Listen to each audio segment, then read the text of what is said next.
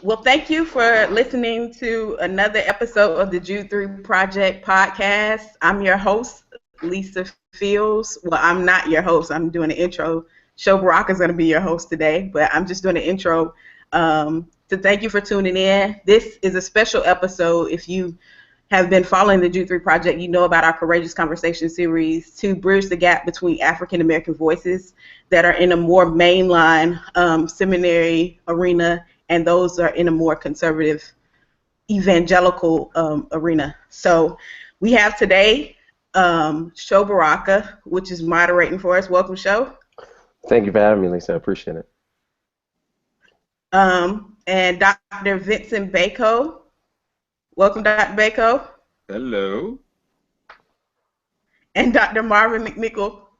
Am I pronouncing it right, Dr. McMickle? You are indeed. Thank you very much. Yes, and delighted to be here. Okay.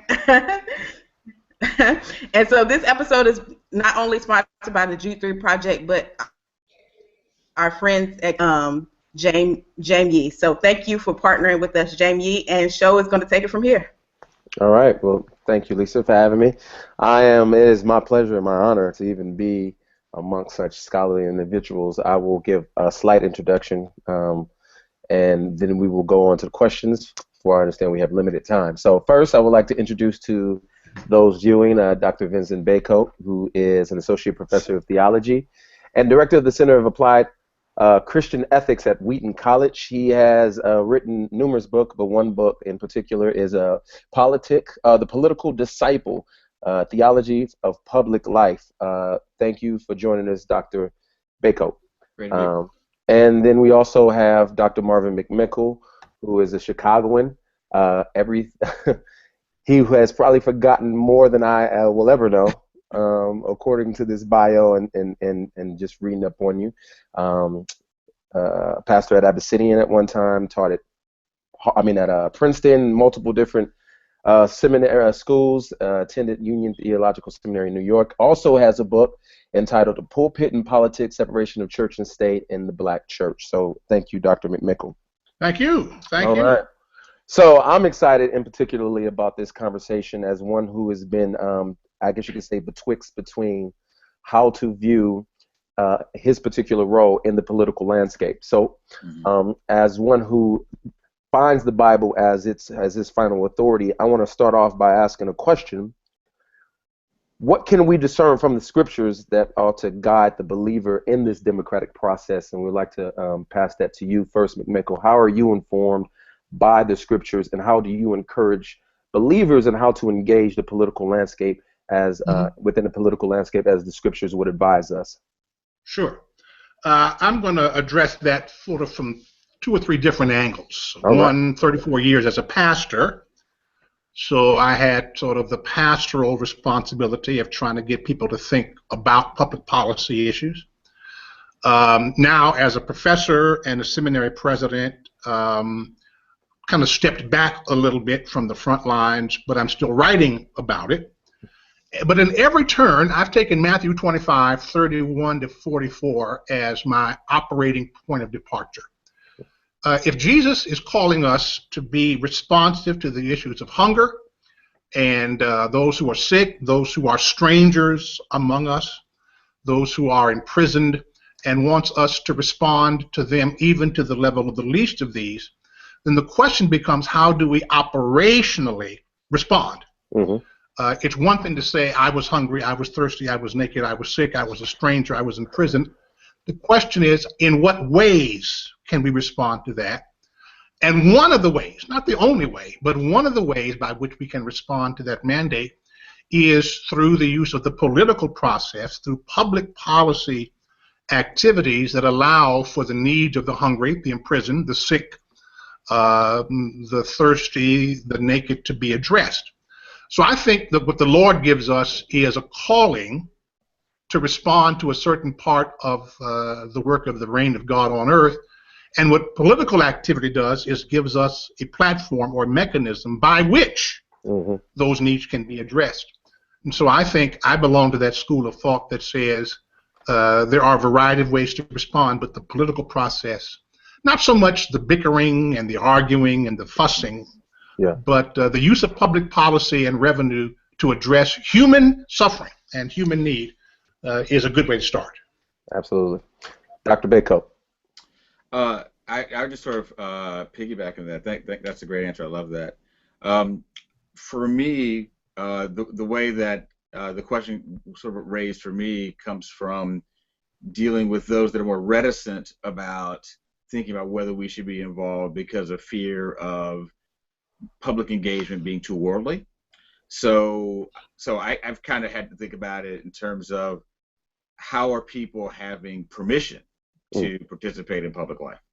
And I get at that by really actually going back to what I call I'm not the only person who's used this language, but what I call the First Great Commission on the first page of the Bible. So when humans are given this mandate to be stewards of the creation, to rule over the creation, part of that ruling over the creation includes how we're going to manage our life together. That management of our life together has to include political engagement. And then to overcome the skepticism or resistance of those who say, well, the third page of the Bible, it says that there's a fall and therefore we're in this problematic circumstance, and even with Christ coming, it's still problematic. He's sort of rescuing us out of that rather than orienting us into it. In fact, it's as if what is in Matthew 25 is something that the church may do in terms of its ministries as church, but somehow there's a fear that if you're involved in the political process that you're too sucked into temptations of power, etc. Whereas I would argue that Matthew 25 is giving us one particular catalyst for seeing why it's absolutely necessary for us to see a multiplicity of ways to be obeying that first Great Commission and participating in the public realm. And you mentioned in a democratic society. So we're in a society where, as citizens, we actually can be people who participate in the political process. We're not North Korea. We're not Saudi Arabia, right? I mean, we are in a flawed but still democratic republic that, at least on paper, says that citizens ought to be involved in helping to influence public policy, raising questions to representatives about the public policies, asking for new public policies when there are particular concerns. So we're in an environment, we're in a context that makes it possible for us to be participants in a really engaged way. So to me, the context itself provides us with a platform for obeying that first Great Commission, and one expression of it being political. Absolutely. So being that people have responded, and we've seen in the news in various different ways, whether it be protest or people who strategically place themselves in ways or in places to change policy, how do you, as a professor, or Dr. McMickle, as a pastor and as a professor as well, how do you encourage or equip your congregation on how to address some of their political frustrations or passions, and where do you feel like there's a potential for the Christian to go too far within exercising some of their frustration within the political landscape? Yeah, well, I would begin, and I appreciate very much the reference to the First Great Commission. That's a wonderful point of departure. Should I go? I would say that part of what African American churches have to do is remember that there's a very long history of African American churches and clergy. I'll go. I don't hear Dr. McMickle answer. Oh, he's speaking right now. Oh, is he? Yeah. Are you not? Hear him. Oh, okay. No, he's speaking. Okay. All right. I'll let you. Should I keep going? Can you not hear him? Is the question. Nope. No, he cannot hear you. Hold a second. Let's see. Can you speak Dr. McMickle for him just to see if you... Should I just... I'll keep answering for those who are connected. Go ahead. We'll work it out. Yeah, so part of what I'm arguing in the book that I wrote, Pulpit Politics, is that ever since the Reconstruction era, African American clergy and churches have used, among other tools, the political process, seeking office, working through state legislatures, trying to adopt policies that don't affect people one by one, but that with a single vote, with a single action, you could impact the lives, of tens of thousands of people in terms of housing, in terms of wage control, in terms of access to public accommodations and so forth. So I think, there's a history of churches being involved, but a legitimate fear that the process can be corrupting, that you end up making compromises that you don't want to make. So I think there is a legitimate concern about that. But the more you know about how the process works, the more you know what issues are at stake, and the more you know about why you're doing this, the less vulnerable you are to being corrupted, because you've got your own agenda. And you're not trying to get power for power's sake, but using power for the sake of the uplift of the disadvantaged in society. So I think if pastors and churches have candidate forums, if pastors and churches have opportunities to be conversant on public policy issues, for instance, let's just take Flint, Michigan. Okay. Whatever's going to happen in Flint, it's going to be a political decision. Right. Whatever money is allocated will be a political decision. Whoever is removed from office is going to be a political decision. Whatever pipes get replaced is going to be a political decision. Better that people in Flint understand how that's going to work and why it failed the first time around than to back away from it because they're afraid of being corrupted and let somebody else, like the governor of Michigan, resolve all of this. Well, we saw what happened when folks who don't have a righteous agenda take over. They cut programs and cut costs, and it impacts the very folk that we're trying to help. Absolutely. Dr. Bacote, were you able to hear any of that? Nope. but all right. your response is. I can hear him. I can hear him. All right. So I'm gonna ask the question. Yeah, sure. That's cool. How do you, I guess, engage your students in being able to be effective within the political landscape by them, whether it be by protest or by political engagement, by influence in policy decisions, but then also specifically to you in your theology, as some may challenge you as being a transformationalist, I guess you can say. Yeah, right. How do you guard against totalitarianism? Yes, exactly. How do you guard against that? Yeah. Okay. I'll take the last question first.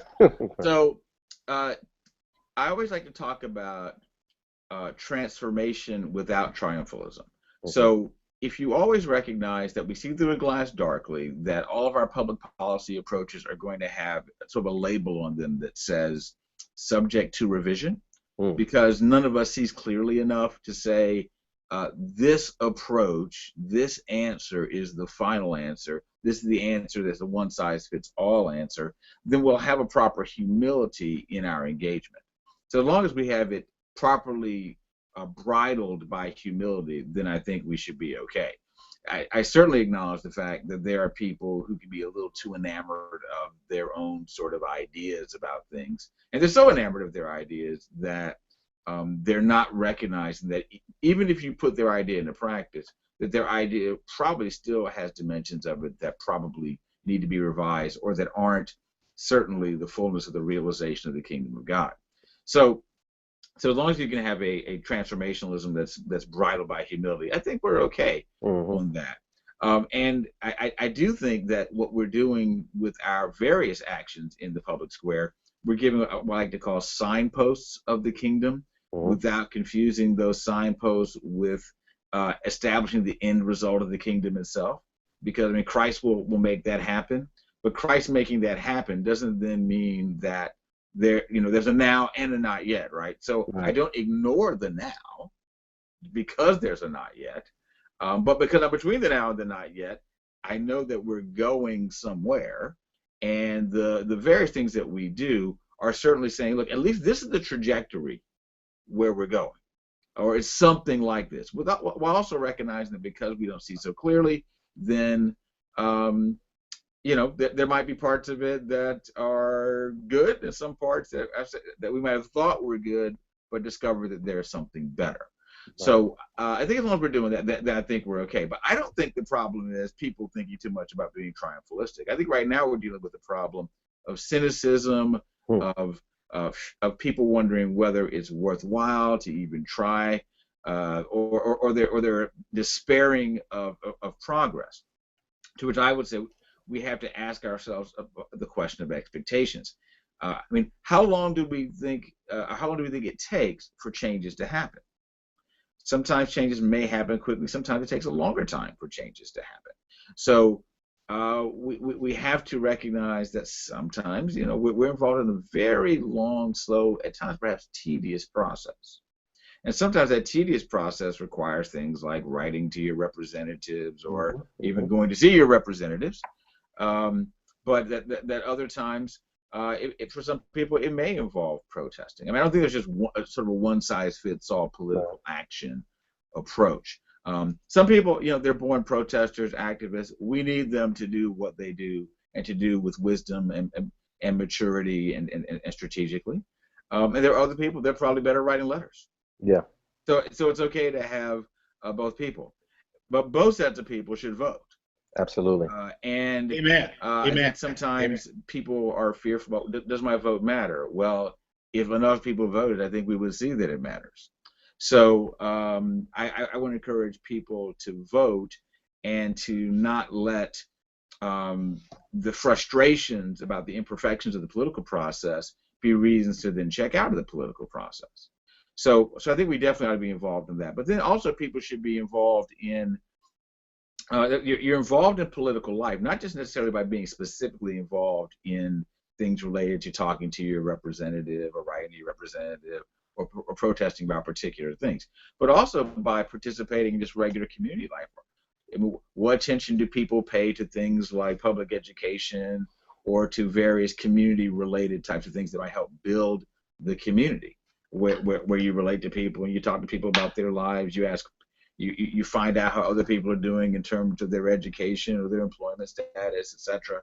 And you're attending to those things. And of course, certainly the business world itself is also a context where people should be participating.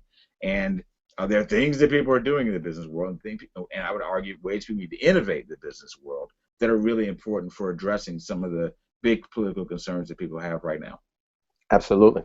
So, Dr. McMickle, you mentioned the Reconstruction, and as we look through history, especially with an African-American context, we see that there have been great men and women who were both Christians, pastors, but also very political, from Absalom Joneses and Richard Allen's to Frederick Douglass's. But it seems as if today there's a little tension, as you yourself experienced in Ohio, where people find that pastors should probably divorce themselves from being too politically engaged.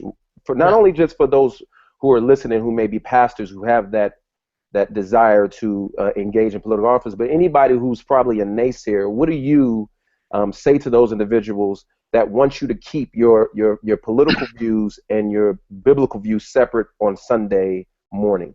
Sure. Well, two or three things. One, when the Constitution was being drafted, two of the great voices that were involved at the time were James Madison and Thomas Jefferson.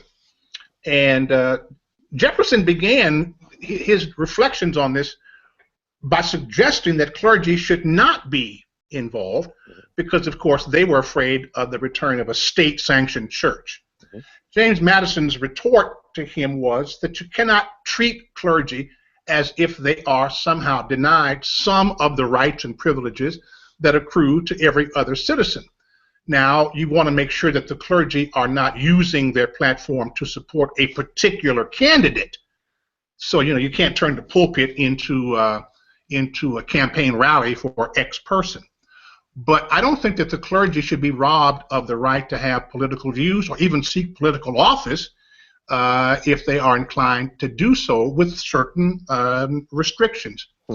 One of the great stories of sort of African American history, and you came close to that name, is Hiram Revels. Mm. Hiram Revels was an AME elder after the Civil War, and he was appointed by the Mississippi State Legislature to the United States Senate. He was the first African American U.S. Senator, an AME preacher, and the seat that he filled was the seat that was vacated by Jefferson Davis when Mississippi seceded from the Union. So the first black senator in the country's history took the seat from the President of the Confederate States of America. That's a sermon and right served there. with great distinction in that seat. He was then followed in terms of notoriety by Henry McNeil Turner, another famous African Methodist Episcopal preacher who was elected to the Georgia State Legislature in the 1860s and 70s. So there's a long history of African American clergy who were active in the church and active in the political process and who walked the tightrope. That's been going on for 100 years. Floyd Flake, Bill Gray, Andrew Young, Walter Fauntroy, of course, in my case, at Abyssinian, Adam Clayton Powell. Now, this is not for everyone. As Dr. Bacote said, you need all kinds. So I don't call on all preachers to do this. But if they have an inclination to do it, they should not let any fear about the separation of church and state become a conflict for them. And so long as they're doing it with the public good in mind, and they're not violating any IRS laws in terms of endorsing particular candidates, those who are inclined to do so should, and their churches need to allow them to exercise whatever gifting they may have to function within that arena. But if you don't like to campaign, if you don't like public policy discussions, if you don't really like people, you don't want to go out and shake hands, then don't do this. But if you really want to be engaged at sort of the highest level of policy discussion, and you want to impact people with one vote that can accomplish in one vote what it might take 25 trips to City Hall to do as just a private citizen, this is a very useful thing to be involved in. Absolutely. Dr. Bacote, were you able to hear him at all? No. Are we still stressing? Really, really sad because I'm watching your reactions. I'm like, yeah, he gave a history lesson. I'm gonna have to watch the episode. Right. Yeah. No, he gave a history lesson, and it was great. So, this next question, I wish I can reiterate what he said, but I wouldn't do it justice. So, this will have to be my last question, unfortunately. This will be hopefully a good question. I'm sure somewhat selfish of myself. I have many of my friends and compadres. We find ourselves walking a tightrope of conservatism and progressivism. And as African American men and women, we feel like there are certain values that we believe we hold tight to that conservatives preach and pander to. I guess you could say. But there's also a sense of justice and social welfare that we see the progressives hold on to. And so, therefore, I am torn, I am betwixt between these two parties, and I am somewhat like, as Malcolm X said, or I don't want to become a political chump, as he said in the Ballad of the Bullet, and just giving my vote away to a party just because my mom and my grandparents did that. Right. How do you encourage urban African Americans who find themselves torn between these? They're not necessarily moderates. They're just they know where they are. Yeah, sure. They agree left and they agree right, but they just can't find a home with any particular party. Well, first, I empathize. Okay, so because I've lived this as well. But what I would say is, first, don't check out.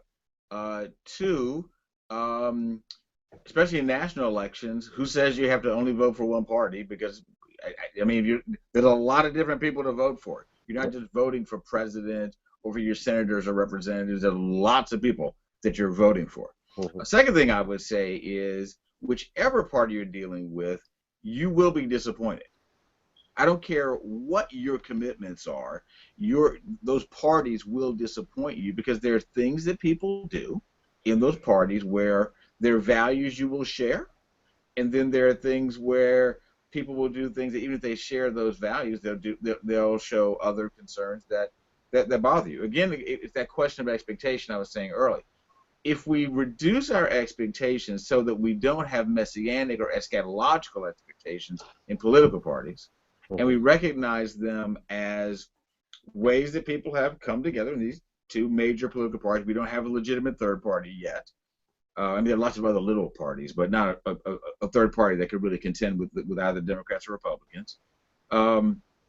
Until such a party emerges, and if that party was this middle that a lot of people are looking for, until then there's basically two options. One, if you live in a state that doesn't allow you doing primaries to vote without deciding, right? In Illinois, where I live, you have to decide one way or another. I'm an independent. Primaries are rough. So you have to recognize that you make a choice during the primaries, but also recognize that choice doesn't lock you into whatever you're doing in the next stage of election. Then I would say, either party would benefit from having it, right? So the question is in what way would your benefits work out? How would you be a benefit to either party? While recognizing that, hey, I'm a benefit to this party, but I'm also aware that, whether it's Republicans or whether it's Democrats, there are issues that they have that just aren't going to do the trick for me. So there was an article that just came out, and I think it was on Politico, about a lady who's African American who'd been a Republican for years, and she was talking about the fact that the reason she became a Republican was because of Jack Kemp.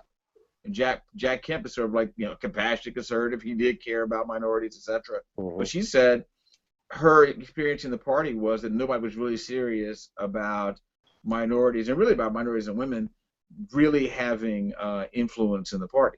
So she was very disappointed about that. Now, there are other African Americans.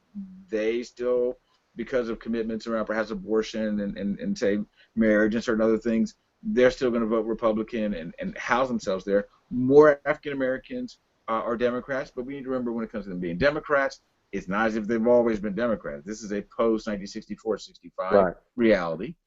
And even the Democrats have taken African Americans for granted, just like Republicans take white evangelicals for granted, right? It's like, oh, I got your votes. I don't really need to. I can give you lip service and never do anything, because that certainly happened a lot for, I think, white evangelicals who sided with Republicans. So, reckon with the fact that parties will deliver some things, but they can never deliver all things. Yeah. So then you have to decide, perhaps at this time, who do you think is addressing the issues of greatest concern? And who is helping to provide pathways to addressing these issues of greatest concern? Sometimes you might think, well, some of these Republicans have good ideas. Other times you might think these Democrats have good ideas. While also recognizing that, you can find people in every party that will make you say, I'm not hanging out with these people. Right? So part of what I'm saying is, yes, it's hard, but that you perhaps the best thing to do right now is case by case. Yeah. But also become informed about the various candidates where you are, and you may find yourself voting for different kinds of people because, the label Democrat or Republican doesn't always mean that people are going to have the positions you think they have, or make the decisions you think they will. Yeah. So it's really complicated, but in a country like ours, where political participation is a possibility, then at the very least vote is what I would say. Absolutely. At the very least vote. And then also I would just say, yes, it's okay to be exasperated and frustrated about this some of the time, but it shouldn't be surprising that it's exasperating and frustrating, because we're between the now and the not yet. There are things that will happen in political life, no matter where you're hanging your hat, where you want to say, "Come quickly, Lord Jesus," right? And then there are other times where you say, "Wow, that's something positive that happened here. So, for example, it's actually a bipartisan commitments to attending to issues of mass incarceration. That's a pleasant surprise that's happened. So, there are sometimes better things there than the things that may make you want to bang your head against a wall every now and then, right? So, tempered expectations, but also a commitment to stay in the game. I think it's very important to stay in the game. And then the last thing I'll say is this: if you check out of the game, then you are also making really a commitment to say, I have decided to abdicate my responsibility. Mm-hmm. And there's there's nothing for me to complain about, because I checked out. I said to somebody else, you do it. Yeah. Which means if you abdicate, don't complain. Absolutely. Right? So, I mean, it's different than complaining if you're in North Korea.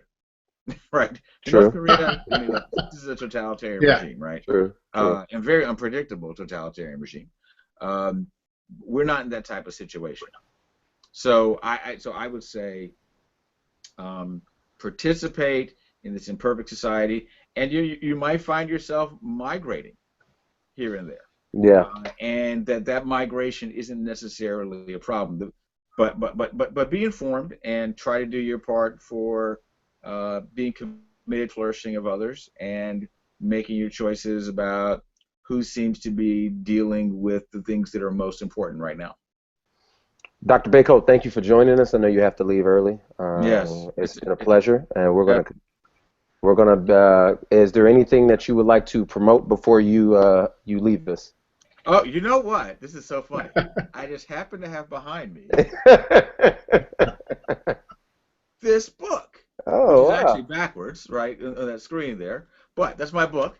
So that's kind of funny. The Political Disciple, Theology of Public Life, less than 100 pages, so people can read that. Oh, wow. Nobody believes me when I say you can read it in less than 90 minutes, but I think you can. The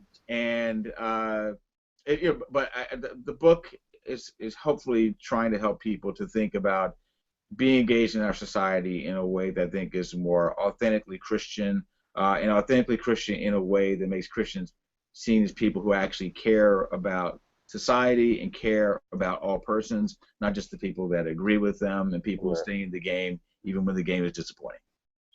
And in short terms, how to be a totalitarian, basically. Absolutely. Thank you so much for joining us. I appreciate it. You guys definitely go check that book out. We're going to continue conversation with Dr. McMickle, and Bye. You have a good one. Dr. McMickle, the question that was stated to Dr. Bacote, how do you encourage the young African American, or not the younger, just the African American male or female in general, who is torn between these parties and feel like there is not a voice that speaks for them, and oftentimes they feel like they're pimped out for primaries and for national votes while being left behind and forgotten once that individual is in office? Yeah, this is a legitimate concern, and it has never not been the case. Every generation is of the impression that something is happening to them for the first time. Gotcha. In point of fact, every generation has been frustrated by the process of the political realm. People thought when President Kennedy was elected, because of the overwhelming African American support that he received, which, by the way, he received after he intervened in the arrest of Martin Luther King Jr. and probably saved him from being killed in a Georgia prison. And Daddy King went to the National Baptist Convention and endorsed John F. Kennedy, and that pretty much swung the election for Kennedy over Nixon. They thought that he'd be a great civil rights president. Well, he wasn't. He was very slow to respond. In some respects, Lyndon Baines Johnson was a much better civil rights president, but he was, he was from Texas, so who would have thought that it would work out that way? So I think, you have to have limited hope that anything is going to turn around on a dime. But here's the flip side. If you don't vote, if you're not involved, somebody's going to win anyway. Mm-hmm. If you're not engaged and other folks are, somebody's going to win.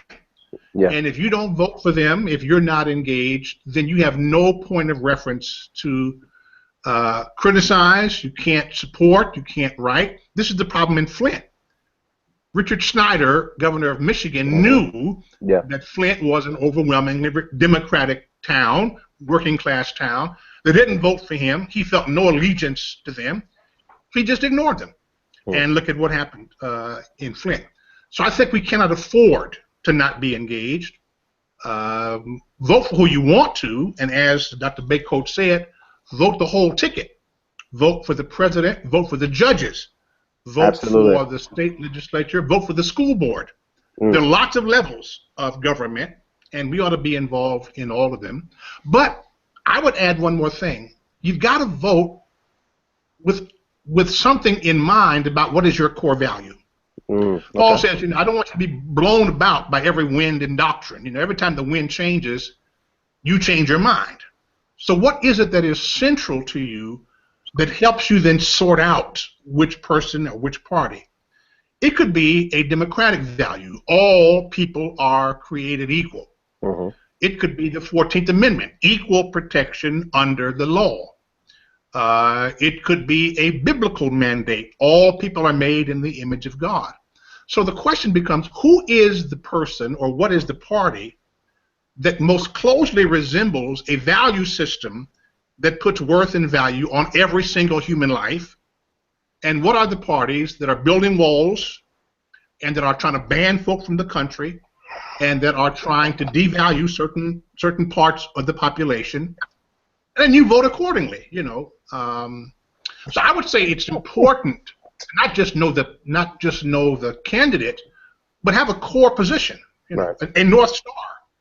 And then you can hear somebody and say, well, that's not part of my core agenda, so I'm going to just go the other way. So I think an uneducated voter is not simply one who doesn't know the candidates, it's one who doesn't know himself, doesn't know herself, doesn't know what they believe, and therefore they can get blown. Well, so and so sounds good, so I'll go that way. Yeah. So I try to not only know the values of the candidate, but my own values.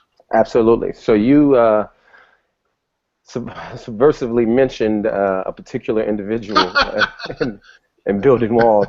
How do you, many social scientists or political scientists, better yet, have been trying to figure out the phenomenon that is the front runner right now on the Republican side, and many people are still confused.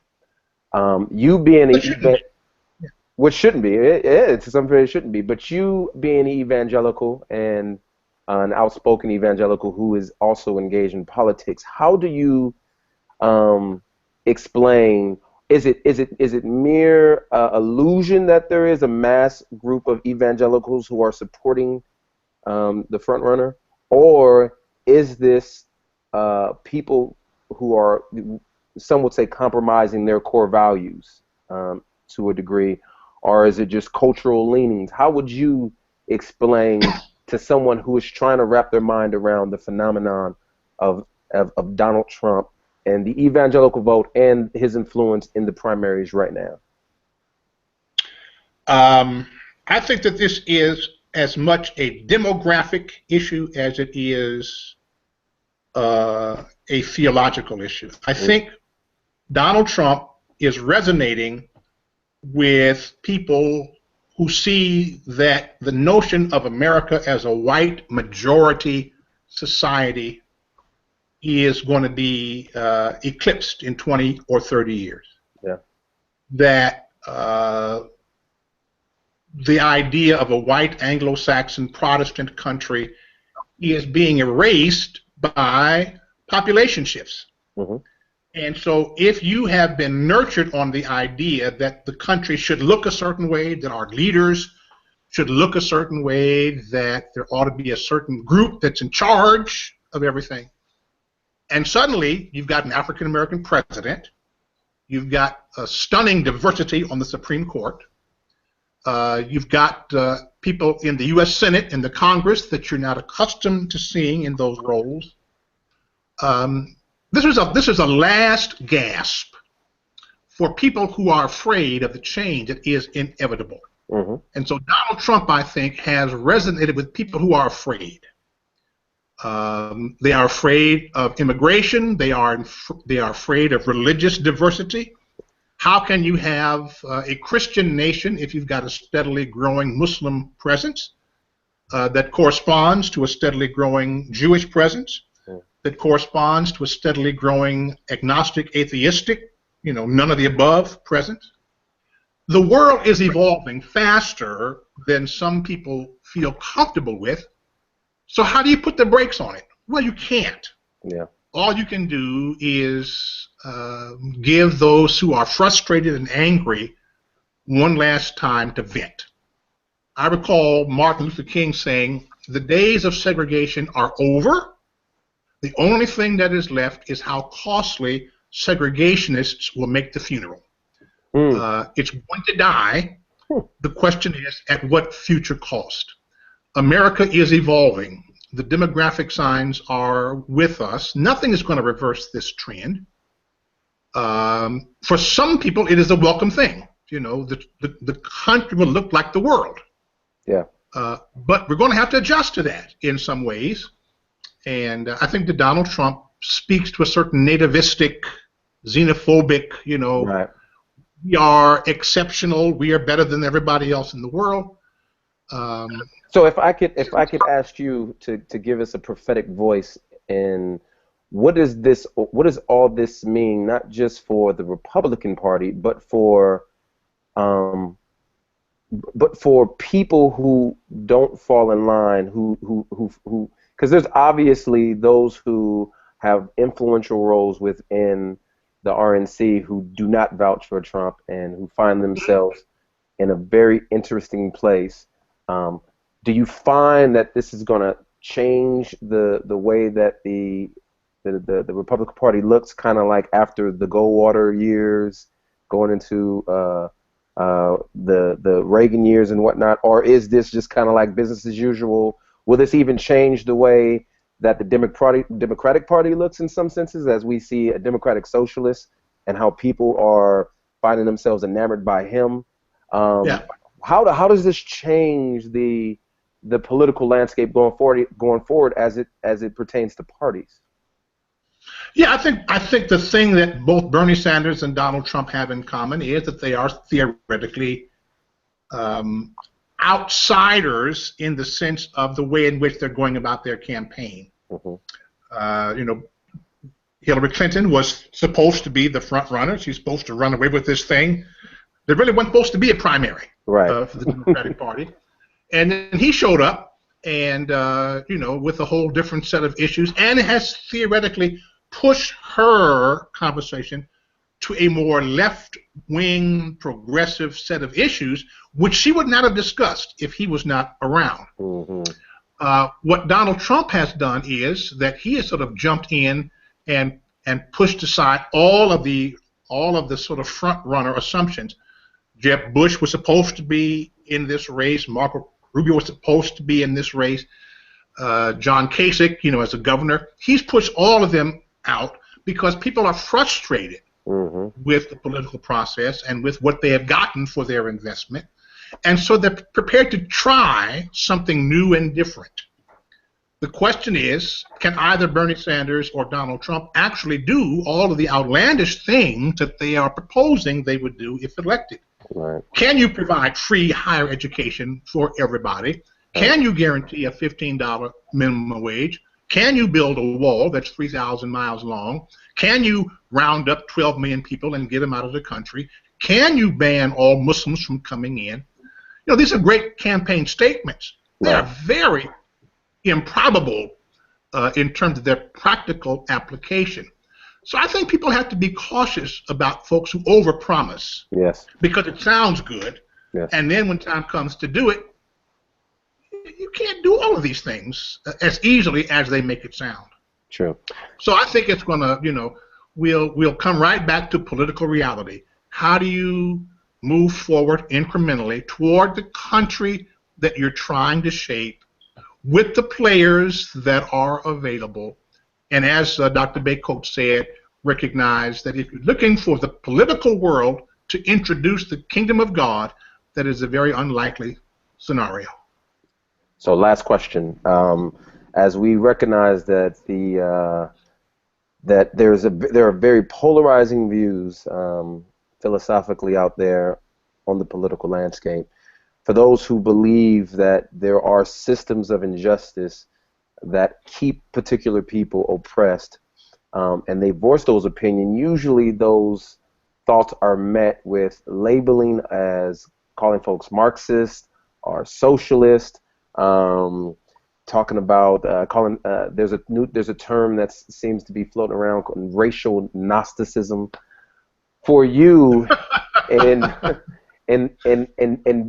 addressing these issues from a Christian perspective, when someone calls you, like, how do you guard against, or how do you even handle the naysayers or the labeling coming from particular people who feel like you're race baiting, or you're a race whiner, or may label you a Marxist because you believe that there are systems of justice that have systems of injustice that have been created and still operate today and function fairly well? Yeah. While I'm delighted to discuss this book with you, I want to talk just for a minute about a book that's coming out later this year. Absolutely.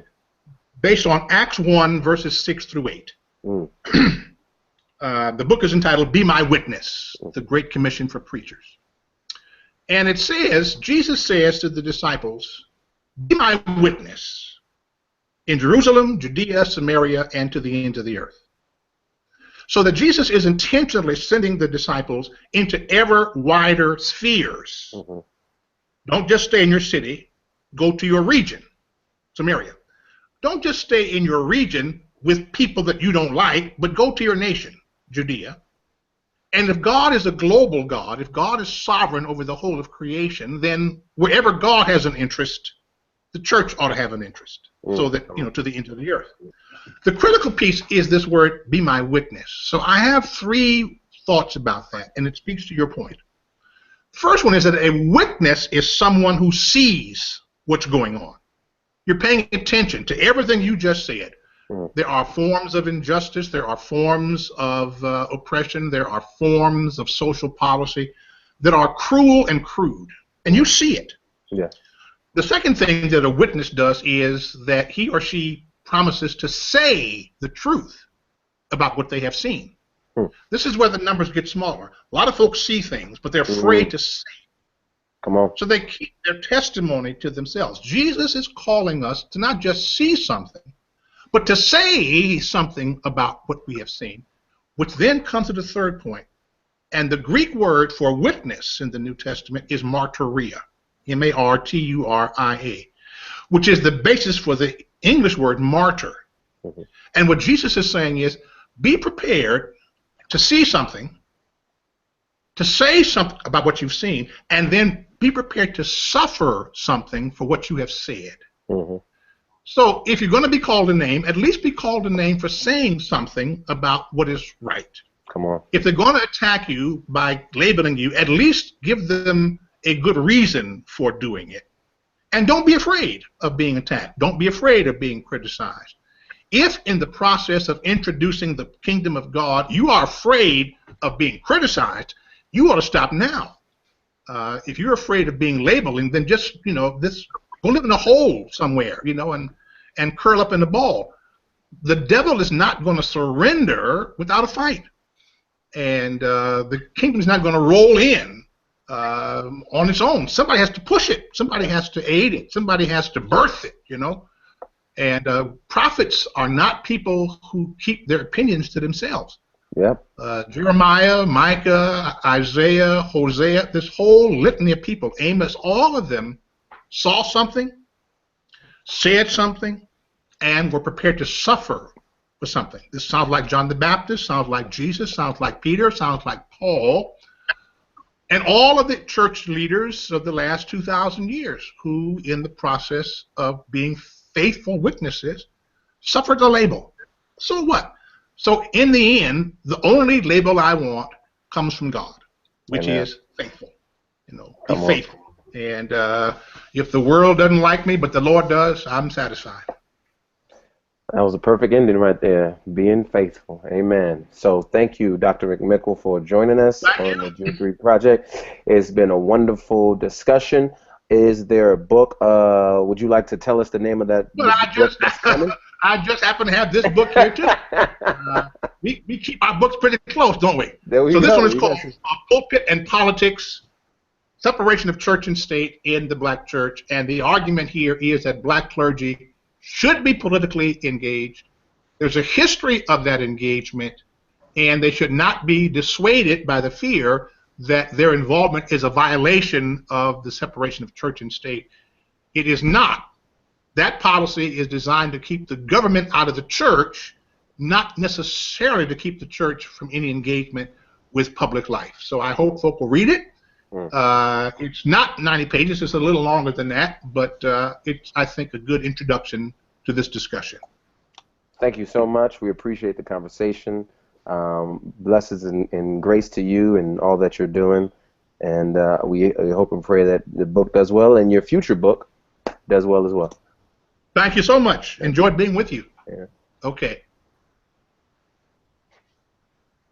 Are we done?